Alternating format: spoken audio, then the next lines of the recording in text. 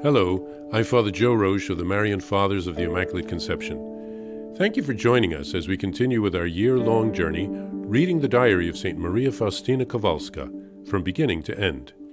Today we take up from where we left off, beginning with diary entry number 111. When in the midst of these interior torments, I tried to accuse myself in confession of the smallest trifles. The priest was surprised that I had not committed graver faults, and he said to me, "If you are as faithful as this to God during these sufferings, this in itself is evidence to me that God is sustaining you, sister, with a special grace, and it is a good thing that you do not understand this." It is a strange thing, nevertheless, that confessors could neither understand me nor set my mind at peace concerning these matters until I met Father Andrasz and later on Father Sopoćko. A few words about confession and confessors. I shall speak only of what I have experienced and gone through within my own soul. There are three things which hinder the soul from drawing profit from confession in these exceptional moments.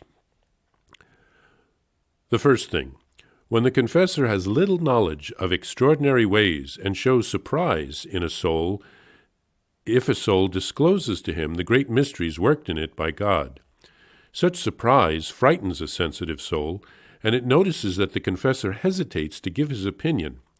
And if it does notice this, it will not be set at peace, but will have even more doubts after confession than before, because it will sense that the confessor is trying to set it at peace while he himself is uncertain.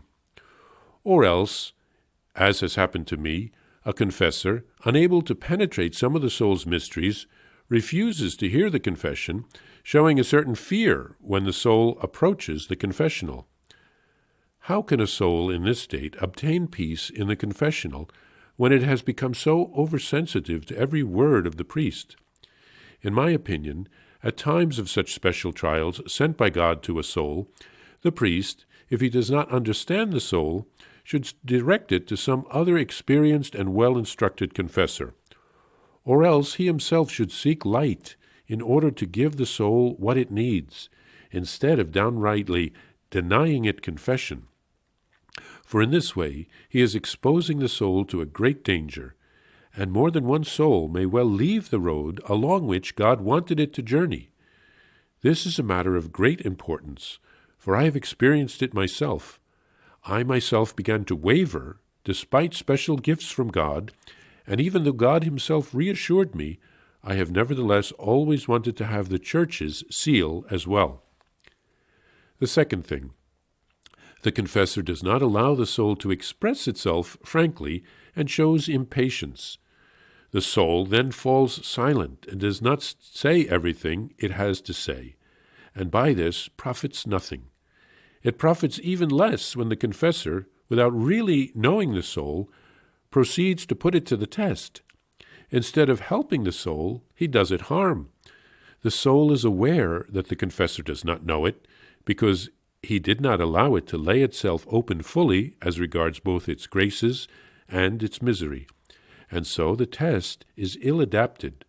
I have been submitted to some tests at which I have had to laugh. I will express this better thus. The confessor is the doctor of the soul. But how can a doctor prescribe a suitable remedy if he does not know the nature of the sickness? Never will he be able to do so, for either the remedy will not produce the desired effect, or else it will be too strong and will aggravate the illness, and sometimes, God forbid, even bring about death. I am speaking from my own experience, because in certain instances it was the Lord himself who directly sustained me. The third thing, it also happens sometimes that the confessor makes light of little things. There is nothing little in the spiritual life. Sometimes a seemingly insignificant thing will disclose a matter of great consequence, and will be for the confessor a beam of light, which helps him to get to know the soul. Many spiritual undertones are concealed in little things. A magnificent building will never rise if we reject the insignificant bricks. God demands great purity of certain souls, and so he gives them a deeper knowledge of their own misery. Illuminated by light from on high, the soul can better know what pleases God and what does not. Sin depends on the degree of knowledge and light that exists within the soul. The same is true of imperfections. Although the soul knows that it is only sin in the strict sense of the term, which pertains to the sacrament of penance, yet these petty things are of great importance to a soul which is tending to sanctity, and the confessor must not treat them lightly.